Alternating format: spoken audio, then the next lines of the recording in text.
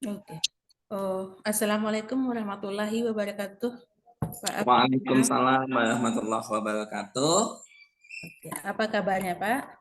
Alhamdulillah baik sekali, luar biasa. Alhamdulillah ya. Bapak sekarang mengajarnya di mana, Pak? Di SMAN 2 Sumatera Barat, Bu. Oke, SMA yang bagus ya, Pak. Oke. Baik, di sekolah Bapak itu apakah bentuk pembelajaran yang Bapak laksanakan sekarang pada kurikulum baru? Kami memiliki dua pembelajaran di sana, Ibu. Yang kelas 10 itu memakai implementasi kurikulum Merdeka, yang kelas 11 sama kelas 12-nya itu masih memakai kurikulum 2013. Oke, kita fokus pada kurikulum Merdeka ya, Pak ya.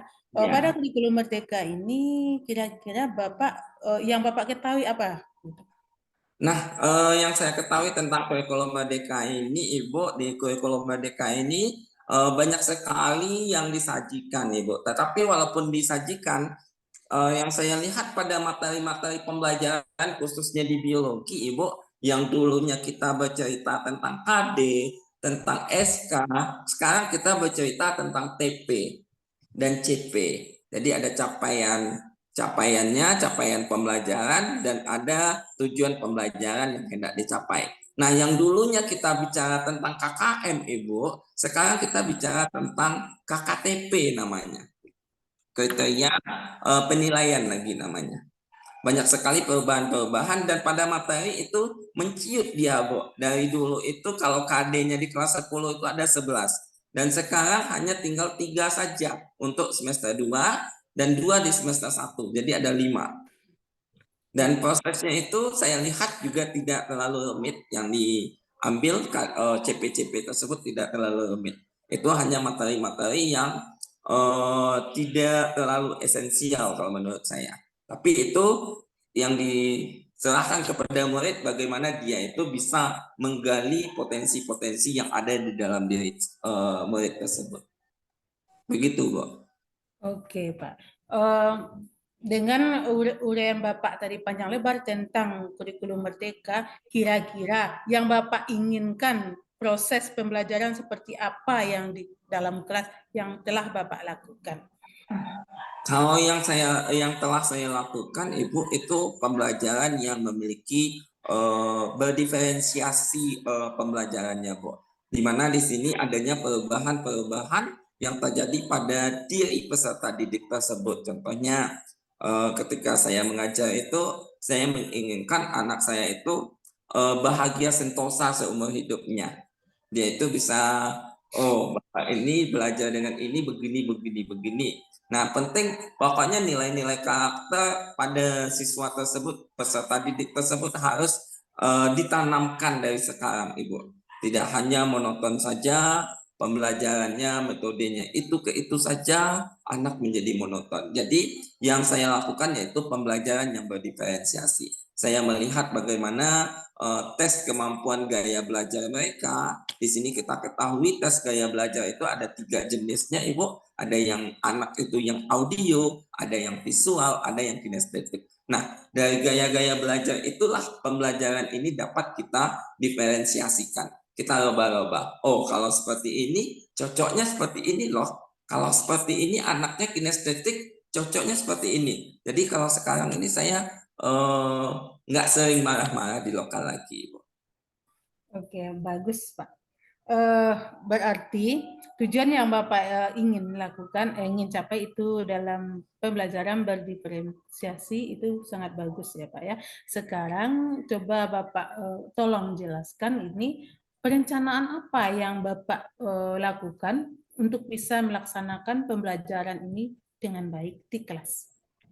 Oke, rencana yang ingin saya lakukan adalah yang pertama, menginformasikan kepada peserta didik bagaimana yang kurikulum Merdeka ini sebenarnya. Tidak hanya selama ini saya lihat peserta didik itu karena dia merdeka belajar katanya, dia itu mau merdeka seluruhnya, merdeka secara pokoknya semuanya, rambutnya dimerdekakan, ininya dimerdekakan. Ternyata setelah dilihat, dibaca referensi, ternyata konsep dari Merdeka Belajar itu adalah kita menurut filosofi pembelajar Pancasila yang disebutkan oleh Bapak Ki Hajar Dewantara Inasi Tuntulodo Ing Madyo Mangunkuroso Tuthui Handayani.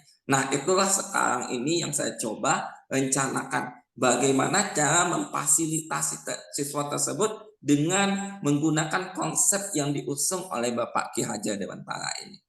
Sehingga terciptakan lingkungan belajar yang merdeka tersebut secara kondusif dan menyenangkan bagi semua peserta didik saya. Begitu, Bu. Oke, berarti Bapak ingin melaksanakan semboyan dari Ki Hajar Dewantara. Kemudian selama ini, apakah tujuan keinginan Bapak itu sudah tercapai apa belum? Kalau tercapai secara maksimal belum, Bu, karena kita ibaratkan kata orang kita berlayar sambil membuat kapal ini, Bu, untuk kurikulum merdeka ini. Pembelajaran yang berdiferensiasi ini baru kita ketahui pada zamannya sekarang. Jadi kita itu sambil berlayar, kita buat juga kapal. Bayangkan kalau kapal itu tidak selesai kita buat nanti, Ibu, bagaimana generasi yang akan kita lahirkan nantinya di Indonesia ini, khususnya di Indonesia. Bahkan lebih khusus lagi di Sumatera Barat ini, Bu. Bagaimana bentuk-bentuknya nanti kalau kita tidak bisa melahirkan generasi-generasi yang bisa membuat jayanya menuju Indonesian Goal yang 2045 ini, Bu. Jadi memang kita harus super intensif untuk menciptakan lingkungan belajar yang kondusif ini dan merdeka belajar ini, sesuai dengan prinsip Bapak Ki Hajar Dewantara ini. Oke, karena Bapak ingin ya melaksanakan pendidikan secara berdiferensiasi ini dengan baik, namun tujuannya belum tercapai. Sekarang usaha Bapak untuk lebih meningkatkan lagi tujuan itu supaya tercapainya lebih maksimal gitu. Karena mungkin sebelumnya Bapak telah mencapainya sekian persen, misalnya 40% atau 50%, kan masih ada tinggal 50% lagi. Bagaimana cara Bapak untuk meningkatkan kompetensi atau pemahaman tentang pembelajaran berdiferensiasi ini? Baik, jadi untuk meningkatkannya yang pertama saya akan mencoba bagaimana menggali potensi diri saya dulu. Menggali potensi yang ada di dalam diri saya.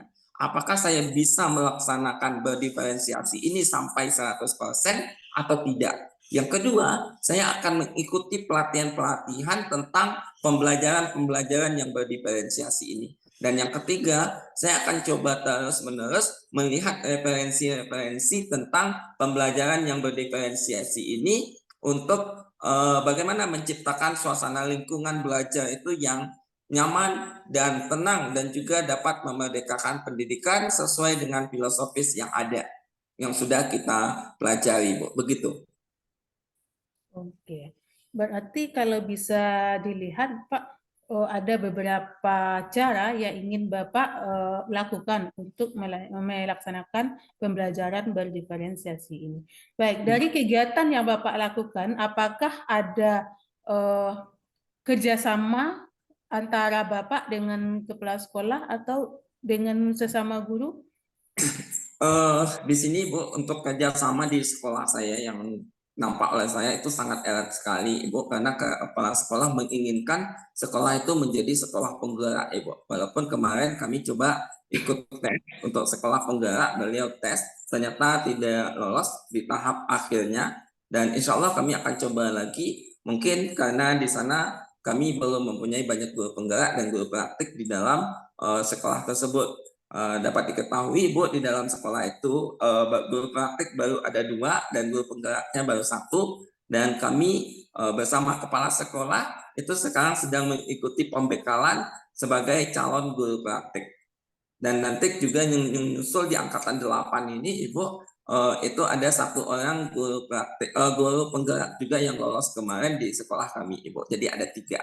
Dan dari angkatan 9 dan 10 itu banyak yang mendaftar. kami mendorong terus-menerus bagaimana menciptakan suasana yang kondusif itu, karena ini sangat penting sekali bagi kita sebagai pendidik nantinya di masa yang akan depan, bagaimana generasi kita ini bisa menjadi generasi emas di tahun-tahun mereka nantinya Ibu, setelah mereka tamat di sekolah ini. Jadi kita memang menanamkan nilai-nilai karakter yang penting di dalam pembelajaran yang senang. Dan kami juga di sekolah Ibu itu menggunakan segitiga SMA, di mana karena sekolah kami di sini boarding school, jadi S-nya itu sekolah, M-nya itu masjid, dan A-nya itu adalah asrama. Jadi terjadilah kolaborasi baik itu dari pihak sekolah, pihak masjid, dan pihak asrama. Dan ini dikoordinir oleh kepala sekolah semuanya dan didukung oleh semua elemen stakeholder yang ada di SMAN 2 Sumatera Barat tersebut. Begitu. Wah, ini kerjasama yang bagus ya Pak ya. Baik, kita sudah panjang lebar bercerita Pak tentang pembelajaran berdiferensiasi. Nah, sekarang saya ingin tahu gitu, bagaimana kesimpulan mungkin yang bisa Bapak ambil dari pemahaman yang telah Bapak berikan dan penjelasan yang telah Bapak sampaikan pada hari ini.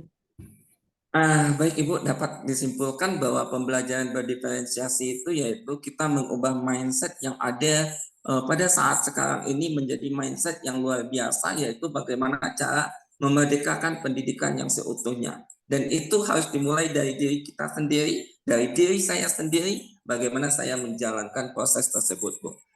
Jadi pembelajaran berdiferensiasi itu merubah step by step. Ibarat yang saya katakan tadi, Ibu, berlayar sambil membuat kapal. Itulah kesimpulannya, Ibu. Oke, Pak. Terima kasih atas masukannya dan penjelasannya pada hari ini. Sebelum kita tutup nih, kira-kira bagaimana perasaan Bapak telah menyampaikan panjang lebar ide-ide dan penjelasan yang Bapak miliki pada hari ini? Sangat senang sekali, Bu, kalau perasaannya. Sangat bahagia sekali, karena saya bisa mengungkapkan bagaimana pembelajaran yang berdiferensiasi itu. Oke, Begitu, Pak. ya, Pak ya. Oke, Pak. Mungkin untuk coaching kita pada hari ini cukup sampai di sini ya Pak. Nanti kita lanjutkan di lain waktu. Saya sudahi. Wassalamualaikum warahmatullahi wabarakatuh. Waalaikumsalam warahmatullahi wabarakatuh. Selamat sore, Bu, dan terima kasih. Terima kasih Pak.